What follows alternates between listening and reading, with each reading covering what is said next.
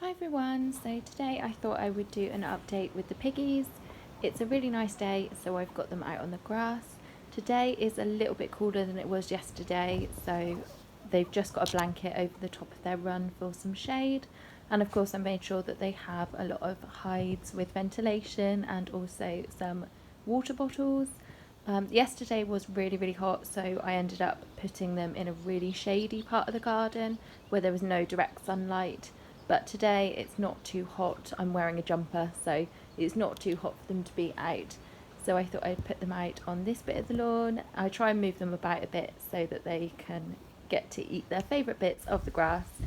But anyway, I haven't done a update with the guinea pigs for a really long time now.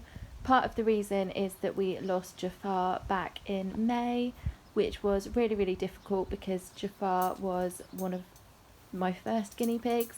So the first guinea pigs I ever owned was two boars called Gizmo and Jafar. So Gizmo we lost quite a while ago now, but Jafar has been going strong. He was, well, I had him for 7 years, so he was a big part of my life. He was quite a constant factor in my life, and whenever I moved house or anything, he was there. And he was really part of the reason why I started my whole channel. And he and his brother Gizmo were the reason I got into guinea pigs in the first place. I'd seen them in a pet shop and I just fell in love with them and I brought them home, and then that's where I started doing all my research on guinea pigs, where I started rescuing my other piggies. And yeah, it's basically where I started making YouTube videos, and everything started because of Gizmo and Jafar. So it was a really difficult time, and obviously we miss him a lot. The girls miss him a lot as well. So he was 7, he was becoming a bit arthritic, and he was starting to show his age. So he did just pass away of old age and sort of natural causes.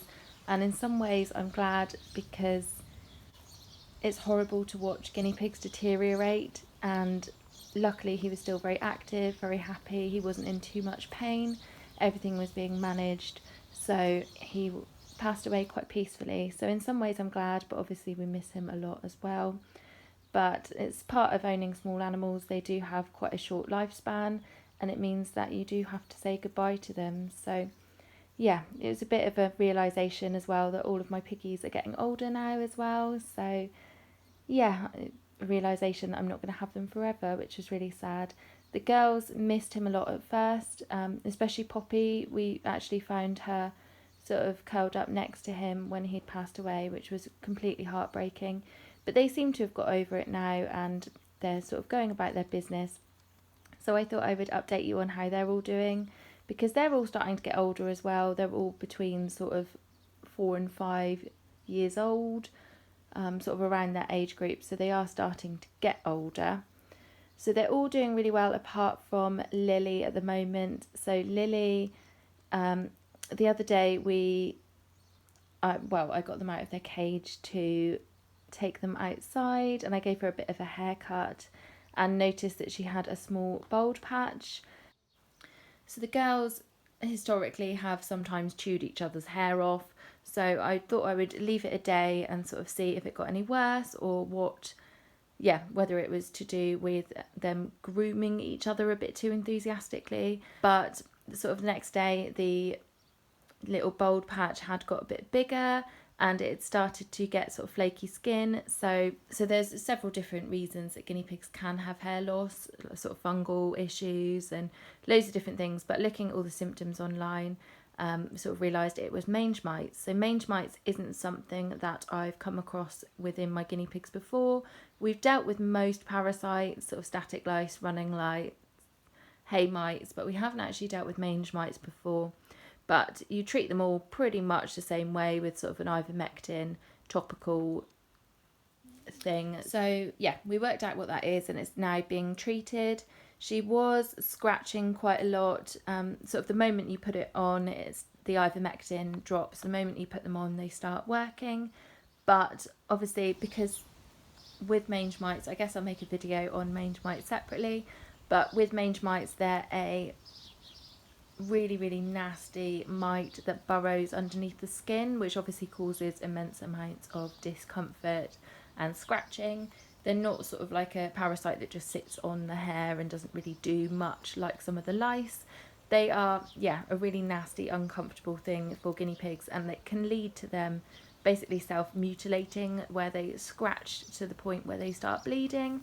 And Lily was scratching a lot, so we actually sort of makeshifted her a little snazzy jumper out of a sock, and that was just until the ivermectin basically started working. It would stop her being able to break her skin from scratching. So she would still scratch, but it would mean that she couldn't get to her skin, basically. So she did wear that for a day while the ivermectin was sort of kicking in. But now she's stopped scratching, and hopefully the hair will start to grow back. So that's why she's got some bald bits. I will make a video on mange mites quite soon, because obviously in doing the research for her, I found out quite a bit that I feel like would be useful to share with you guys. So let me know if that's something that you would like to see. But yes, basically she had mange mites. It's being treated.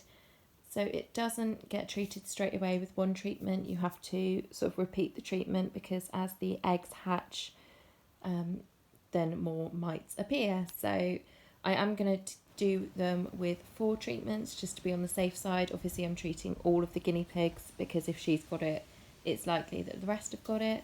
Not sure where it came from. It can come from, it's normally spread by direct contact, but speaking to my vet, they can have sort of mites anyway, and then if their immune system becomes compromised, then the mites can really set in. So I don't really know where they came from exactly, but it's just one of those things. In having guinea pigs, it's quite likely you will deal with parasites at one point or another. So it's just about making sure that you keep an eye out for the symptoms and treat things as soon as they happen, because mange mites especially can be fatal. They're a horrible, horrible parasite, and guinea pigs can get to the point where they're so itchy and scratchy and sore that they can scratch and then seizure. And it's just a really nasty thing that needs to be treated as soon as it's found. So yeah, I'll be continuing the treatments for all of the guinea pigs, and hopefully that will get on top of it, and that will be the end of it. So that's pretty much all that's going on with the guinea pigs. All of the rest of the guinea pigs aren't showing any symptoms, but like I say, I'll be treating them all anyway. So Lily and Poppy have been squabbling a little bit. I think it's because Lily's been extra itchy and irritable that those two have been not getting on so well. So I'm going to keep an eye on that as well. And hopefully it's just a bit of irritated bickering and that will settle down a bit. But other than that, the guinea pigs are doing really, really well. So yeah, that's pretty much it from the guinea pigs. Make sure you subscribe if you want to hear from all of the other pets. And thank you so much for watching. I will speak to you guys soon. Bye!